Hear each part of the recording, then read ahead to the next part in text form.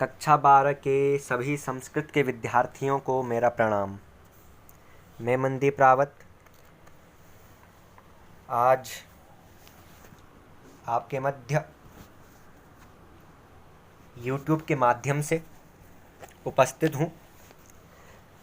कक्षा 12 के भास्वती पाठ्य पुस्तक के द्वितीय पाठ न त्वं शोचितुम् अर्हसि, जिसका अर्थ होता है तुम शोक करने के लिए नहीं हो।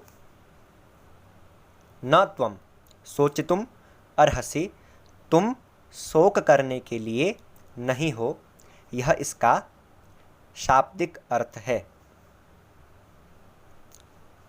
तो जो यह पाठ है आपका द्वितीय पाठ भास्वती का, यह पाठ बुद्धचरितम नामक ग्रंथ से संकलित किया गया है। और बुद्धचरितम के लेखक कौन है? अश्वघोष। अश्वघोष बुद्धचरितम के लेखक हैं। और महाकवि भास, महाकवि कालिदास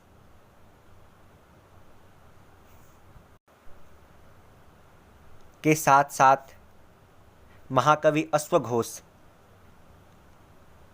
का नाम भी संस्कृत में, संस्कृत साहित्य में, संस्कृत साहित्यकारों में लिया जाता है। तो जो इनका ग्रंथ है बुद्धचरितम, बुद्धचरितम में जो गौतम बुद्ध हैं, जो बौद्ध धर्म के प्रवर्तक थे, गौतम बुद्ध, उनके संपूर्ण चरित्र के विषय में जो है बुद्धचरितम में लिखा गया है। यह एक महाकाव्य है बुद्धचरितम। और जो ये बुद्धचरितम में जो ये पाठ लिया गया है, जो संकलित किया गया है, ये पाठ न त्वं शोचितुम् अर्हसि, ये बुद्धचरितम के छठे सर्ग से संकलित किया गया है। जो बुद्धचरितम का छठा सर्ग है, वहाँ से यह पाठ संकलित किया गया है। इस पाठ में जब सिद्धार्थ अर्थात गौतम बुद्ध जब अपने घर को त्याग करके वन की ओर प्रस्थान करते हैं, संन्यास लेने की ओर प्रस्थान करते हैं, तब जो उनके सारथी होते हैं छंदक, तो छंदक और सिद्धार्थ अर्थात गौतम बुद्ध के बीच की इसमें जो बातें हुई उनके बीच उस समय, वे बातें जो प्रस्तुत यहाँ पर श्लोक हैं उनमें वे बातें आपको पता चलेगी कि छंदक और सिद्धार्थ अर्थात गौतम बुद्ध के बीच क्या क्या बातें हुई उस समय जब वे अपने घर को छोड़ के जा रहे थे। तो ये आपको इसमें प्राप्त होगा, इसमें मिलेगा आपको। तो शुरू करते हैं आपका यह पाठ।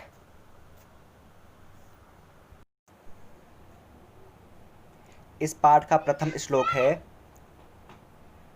ततो मुहूर्ताभ्युदिते जगच्चक्षुषि भास्करे भार्गवस्याश्रमपदं स ददर्श नृणां वरः। ततो मुहूर्ताभ्युदिते जगच्चक्षुषि भास्करे भार्गवस्याश्रमपदं स ददर्श नृणां वरः। स ददर्श नृणां वरः। अब देखते हैं इसका अर्थ। ततो माने तब, नृणाम वरह इसका अर्थ नीचे चला जाएगा तब। नृणाम वरह माने नरों में श्रेष्ठ, नृणाम माने नरों में, वरह माने श्रेष्ठ। नरों में श्रेष्ठ किसे कहा गया है? गौतम बुद्ध को कहा गया है। राजकुमार जो गौतम बुद्ध हैं उनको, सिद्धार्थ जो राजकुमार हैं उनको नरों में श्रेष्ठ कहा गया है। तो ततः माने तब, नरों में श्रेष्ठ उस राजकुमार ने, नरों में श्रेष्ठ उस राजकुमार ने, मुहूर्त माने मुहूर्त में, मुहूर्त माने मुहूर्त में, जगत चक्षुषे भास्करे, जगत माने संसार, के चक्षु, संसार की आँखों, संसार की आँख या संसार के चक्षु, भास्कर माने सूर्य के उदय होने पर, अभ्युदिते, अभ्युदिते का मतलब होता है उदय होने पर, भार्गवस्याश्रम पदम, भार्गवस्य माने भार्गव ऋषि का या भार्गव का, आश्रम माने आश्रम, पदम आश्रम को, सददर्श उसने देखा, तब उस नरों में श्रेष्ठ राजकुमार ने शुभ मुहूर्त में संसार के चक्षु भास्कर के उदय होने पर भार्गव ऋषि का आश्रम या भार्गव ऋषि के आश्रम को देखा। ठीक है, ये इसका अर्थ है। अब आपका द्वितीय श्लोक।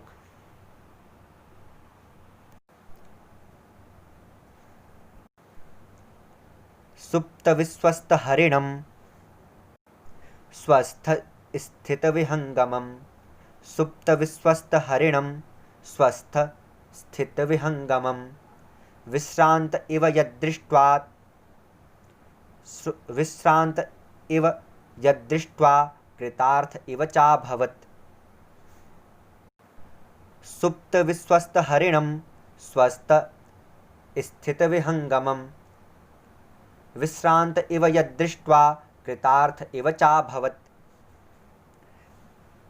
अब देखते हैं द्वितीय श्लोक का अर्थ।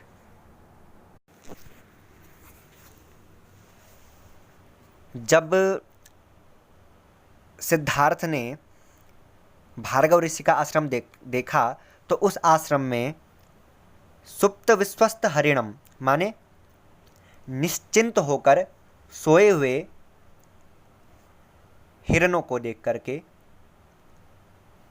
हिरण को देख करके, और स्वस्थ स्थित विहंगमम और शांति से बैठे हुए पक्षियों को देख करके, विश्रांत इव माने विश्रांत, विश्रांत माने होता है थकान दूर हुए के समान, जिसके थकान दूर हो जाती है उसके समान, इव माने उसके समान, यत दृष्ट्वा यह देख करके, कृतार्थ इव चाभवत्, कृतार्थ माने, कृतार्थ माने होता है धन्य होना, धन्य हो गए, इव चाभवत् कृतार्थ हुए के समान वे हो गए।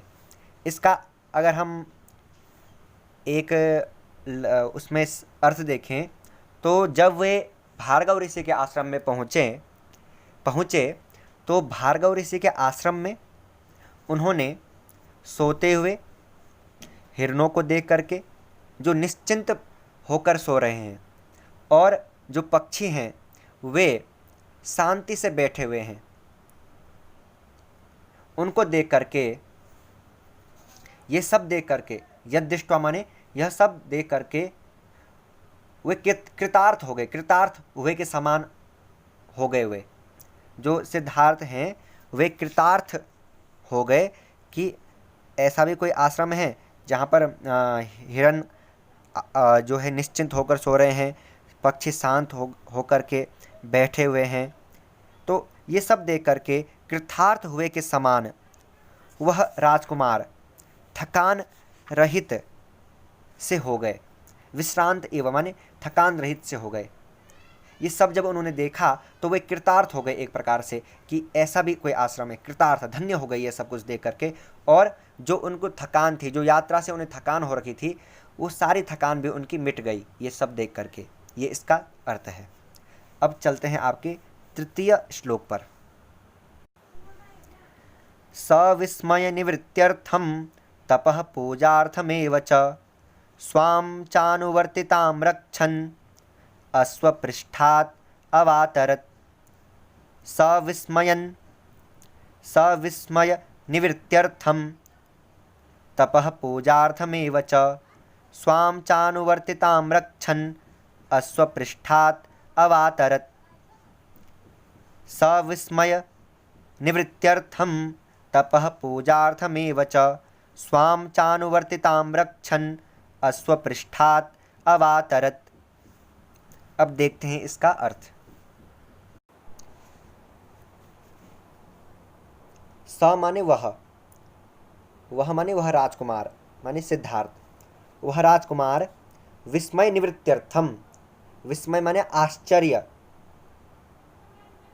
की निवृत्ति के लिए, और विस्मय का यहाँ पर अर्थ है घमंड या अभिमान, और अपने अभिमान को त्यागने के लिए वह राजकुमार अपने विस्मय को त्यागने के लिए, अपने घमंड को त्यागने के लिए, अपने आश्चर्य को त्यागने के लिए, तपह माने तप करने के लिए, पूजार्थम माने पूजा करने के लिए, पूजा के अर्थ के लिए, पूजा के अर्थ में, और च माने और, स्वाम माने अपने, अनुवर्तिता माने आचरण की, अनुवर्तिता माने आचरण की, रक्षण माने रक्षा करते हुए, अश्वपृष्ठात् माने घोड़े की पीठ से, अवातरत माने उतर गया। वह राजकुमार अपने विस्मय को त्यागने के लिए, अपने घमंड को त्यागने के लिए, और तप करने के लिए, पूजा के अर्थ में, और अपने आचरण, और अपने स्वाम माने और अपने आचरण की रक्षा करते हुए घोड़े की पीठ से उतर गया। ये इसका अर्थ है। अब चलते हैं चतुर्थ श्लोक की ओर। अवतीर्य च स्पर्श निस्तीर्णम इति वाजिनं छंदकं चाब्रवीत् प्रीतः स्नापयन् इव चक्षुषा। अवतीर्य च स्पर्श निस्तीर्णम इति वाजिनं छंदकं चाब्रवीत् प्रीतः स्नापयन्निव चक्षुषा। अवतीर्य च स्पर्श निस्तीर्णम इति वाजिनं छंदकं चाब्रवीत् प्रीतः स्नापयन्निव चक्षुषा, स्नापयन् इव चक्षुषा। अब देखते हैं इसका अर्थ।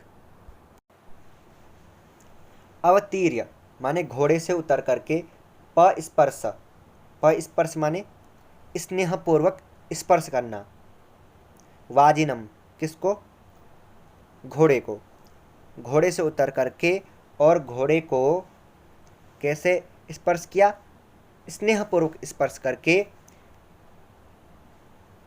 और छंदक अपने सारथी छंदक को, स्नापयन माने स्नेहपूर्वक, चक्षुषा माने दृष्टि से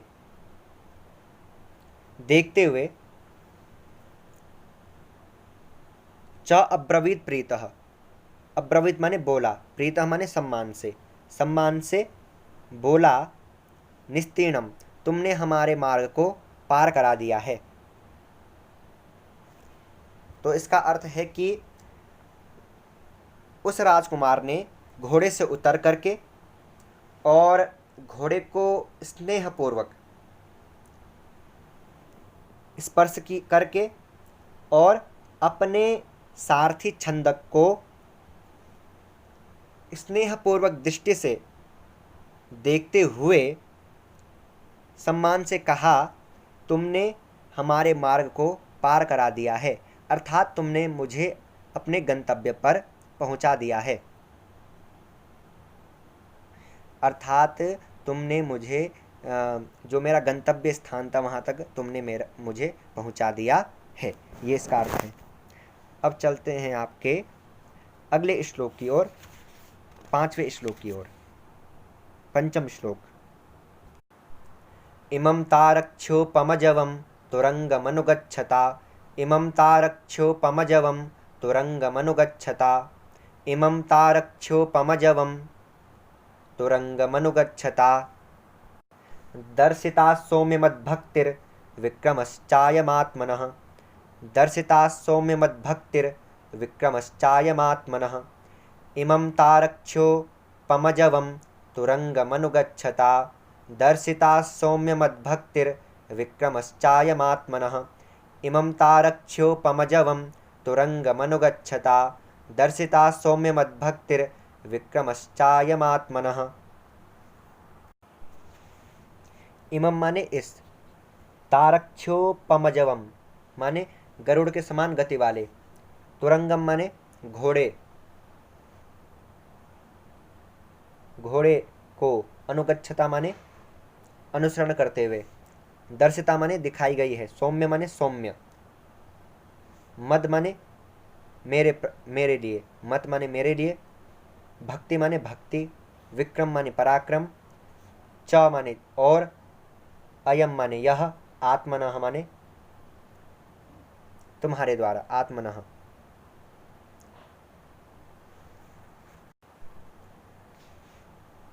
इसका अर्थ होगा इमम माने हे सौम्य, सौम्य से इसका अर्थ लगेगा हे सौम्य, हे मेरे सारथी छंदक, हे सौम्य, इमम माने इस गरुड़ के समान गति वाले घोड़े का अनुसरण करते हुए तुम्हारे द्वारा मेरे प्रति अपनी भक्ति और पराक्रम का प्रदर्शन किया गया है। तुम्हारे द्वारा मेरे प्रति अपनी भक्ति और पराक्रम का प्रदर्शन किया गया है। इस घोड़े, इस किसके समान, गरुड़ के समान गति वाले घोड़े का अनुसरण करते हुए तुम्हारे द्वारा मेरे प्रति अपनी भक्ति और पराक्रम का प्रदर्शन किया गया है।